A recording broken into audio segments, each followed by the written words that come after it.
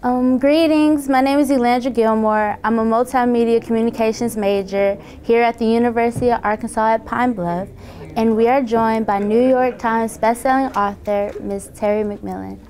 Ms. Millen, how are you doing this morning? Fine, how are you? I'm good. Okay, well, I guess the first question would be, since you are very known for your writing, who or what was your inspiration for becoming an author?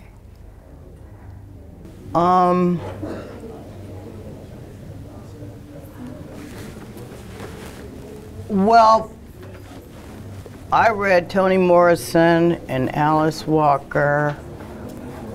I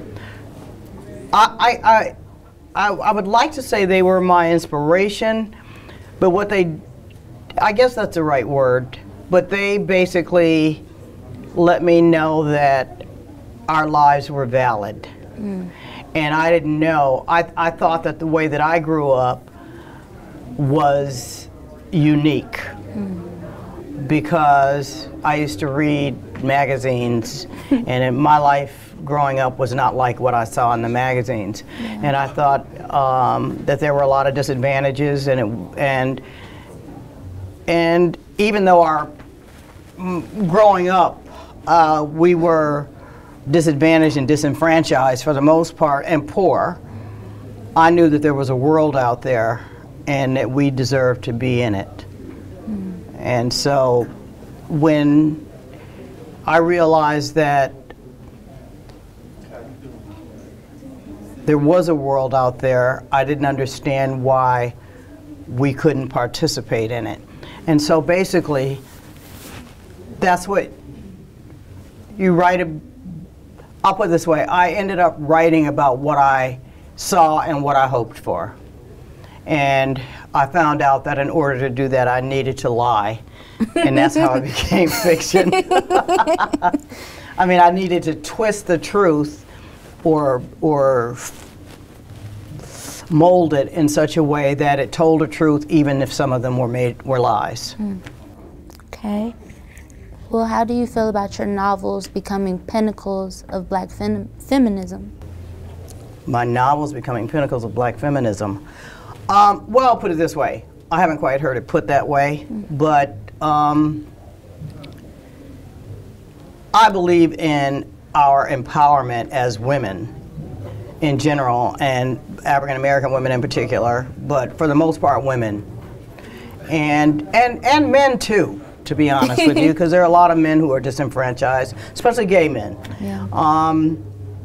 But I don't know, fiction to me is a form of a way to liberate ourselves emotionally, psychologically, spiritually, physically, all of it. And you know, I'm older, much older, and I've seen a lot over the years and what happens to us as women. And most of us, a lot of us have gotten educated, whereas when I was growing up, you were black and female, you didn't go to college. I was the first woman in my family, both sides, to go to college. The very first one. And men and women. And so it was a big deal. But I don't know, I think that times have changed. A lot of us know that we have rights that were difficult back in the day, but your generation is completely different. and you also, I think a lot of young women now, and men, know their power. Yes, ma'am. They know their value, which is, I had to discover mine, and you guys already know it, and that's the beauty of it. Okay. When writing Waiting to Excel and... When writing what? My bad, I'm sorry. When writing Waiting to Excel and How Stella Got Her Groove Back, did you ever imagine that these pieces would be like timeless fixtures in cinema, especially in the black community? No. No, first of all, I never knew when my first book, I never knew that I was even writing a book, to be honest with you. I mean, I thought that I was writing a short story when I wrote Mama. And I took a workshop, but no, it's hard to foresee the future. And all I knew was that writing gave me an opportunity to tell what I thought I saw. And I believe that literature, words, what we do can empower us if we use it the right way. And if you learn from it. And I wanted to understand a lot of things, and that's one of the reasons why I still write. As I don't write about what I think I already know, because I don't. But I find it to be a form of liberation and freedom, because if you don't look for the truth, you won't find it. So, like, what are some of the things that you were trying to understand when writing some of your novels? Well, with Waiting to Exhale, I just wanted to know why it was so hard to find somebody to just love and be healthy, if I remember correctly. And I was much younger then. That was like, I don't know, 25, 30 years ago. But I think I wanted people to be honest with each other and not lie, not cheat, and that's still the case. What was the other one? Like, what were you, Waiting to Exhale, what was the other one? Stella. Yeah. Oh. Stella was, I think, it was my way of stating that, you know, you take love where you find it. And you don't have to discriminate, and you don't have to worry about trying to please everybody else. Trust your own heart, and you have a right to. And I had to, because everybody knows the story. Yeah. You know, I met this younger guy and everything. And I just said, why not? What do I have to lose? And I was with him for 10 years. I had a wonderful 10 years, 9.5. But you know, I signed a prenup. I'm not stupid.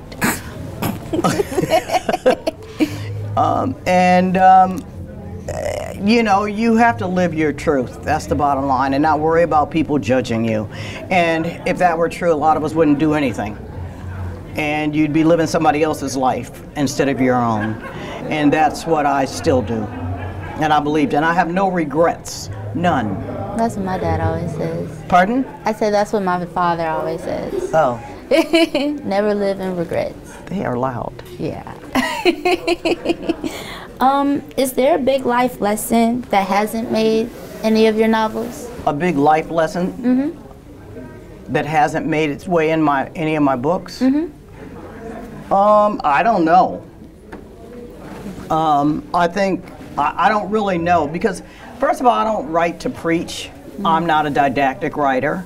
I'm not trying to prove anything. Writing for me is, it's a way to understand more than prove, because I don't have all the answers, and if I did, I'd be writing nonfiction. I write to basically posit what I think I see and to try to dig underneath it. But one of the things that I have learned, and I will continue to learn, is that we have a right to joy and happiness, to love who we love, and hopefully to get as much out of life that we possibly can. And that's pretty much it. And hopefully it will permeate and spread to other people. Okay. So what were your initial thoughts when asked to turn your novels into a television like miniseries or into movies? What were your initial thoughts about it? What were my thoughts? Yeah, because I've read a lot of stories about people who get asked to turn their novels, especially if they're very best-selling novels, into movies, and some of them are like, I don't know, not sure if I want to do that, or they get scared about. Well, you know, first of all, I was flattered. I mean, I don't write books to be with the hope that they will be turned into movies or television shows. Yeah. I really don't. And I, you know, and when it first happened with Waiting to Exhale, I mean, first of all, I was shocked that Waiting to Exhale was as popular as it turned out to be. I mean, it got on my nerves, actually, because every week my editor would call me to tell me where it was going to be the following week on the New York Times bestsellers list. And after 22 weeks, I said, please stop calling me, because it was kind of creepy. It had never happened to me before. I wasn't expecting it. You can't write a bestseller. And it was on there for 37 weeks. That's a long time. And that's when Oprah called and all of this, and I was like, you know, it was sort of almost surreal in a lot of ways. But I don't take any of this stuff for granted. I don't. And when they wanted, you know, when the folks called for each book, you know, even now, I don't think of my books as movies. I just look at it as another way of showing that people respect what I do and the stories that I tell, and the money's good. It is. Yeah. It's good. BET's. Pardon? I said BET always plays the movie. They do? Yep. Oh. See, and I don't watch. I mean, I've been awakened once when Waiting to Exhale was on TV, and I opened one eye because it was when Gloria was walking across the street switching and all this, and I said, I have never actually watched that movie. Oh, wow. Since it's been on TV. I've got the DVD. I've never watched it again. I can't, because I've seen it. I mean, you know, I was on set a lot of times, but I watched it a lot. We had to do these, you know, screenings, and with Whitney with her loud mouth. And we saw it so many times that by the time it came out, I never even went to the movie. Well, did I go to the theater once? I think I did. I forgot who took me. I had to go. But other than that, I haven't seen it. I have the DVDs. It comes up, and I get everybody on Twitter tells me when it's on TV. And I don't know. I mean, I'm proud of it, but it would be kind of creepy to sit and watch it again and again and again. What do I get out of it? Yeah. You know? Did like having success with your novels, with each novels, did it scare you in writing for later books? No, that's like comparing one boyfriend to the next. No, No, I know the stories. When I tell a story, I'm in a dream. And the only thing that matters are the people that are in this story. And I'm not thinking, gee whiz, this will be a bestseller. Are you kidding me? I still don't think that way.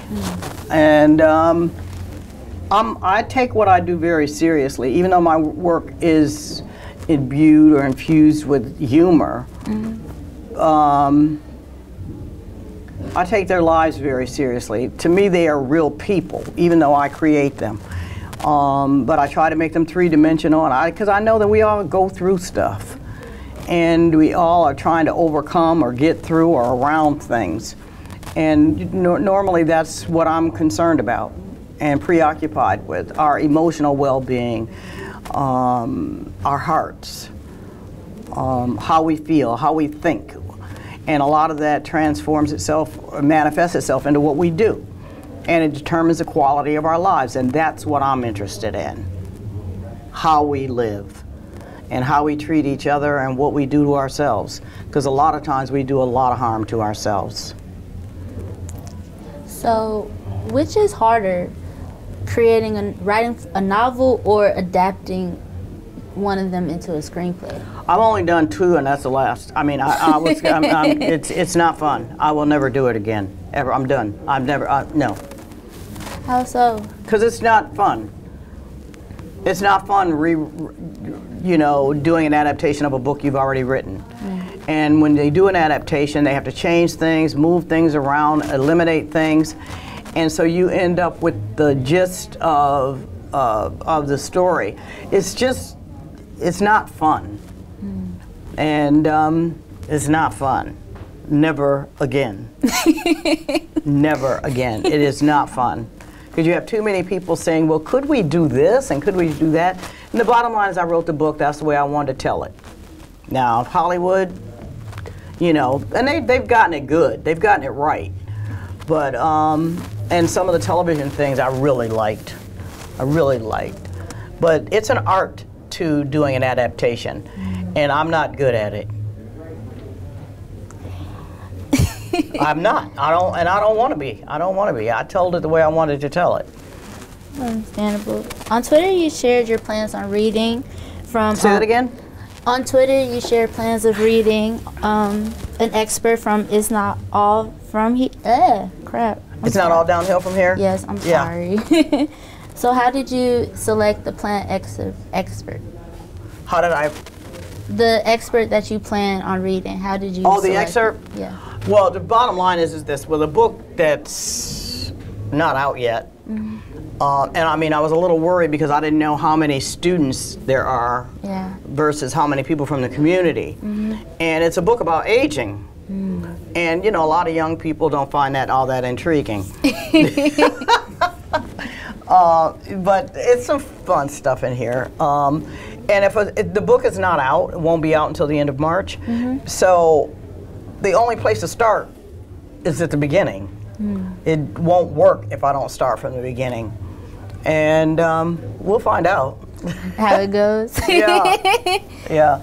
So I guess the last question would be, what is one thing that you want people to understand about Terry McMillan? About me? Yes. One thing? I mean, if you want to go on. Well, I'll put it this way. I don't know if anybody sits around trying to understand me, to be honest with you. All I know is that I take my life very seriously. I take our lives as human beings and as African Americans very seriously. I take our happiness, our joy, how well we love, how we treat each other, how we treat ourselves very seriously. And when I see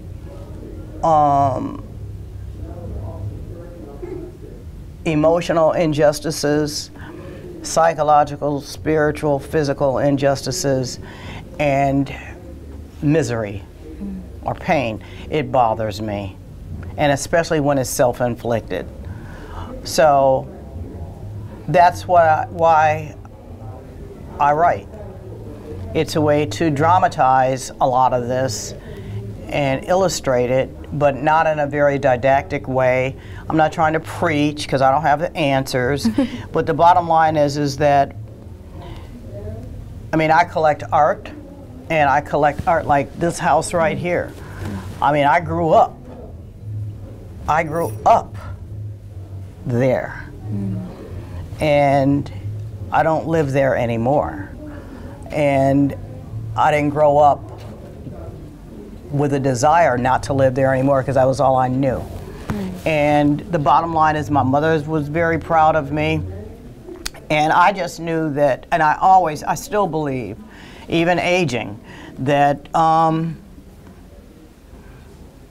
say it's not all downhill from here, but it's also not over till it's over.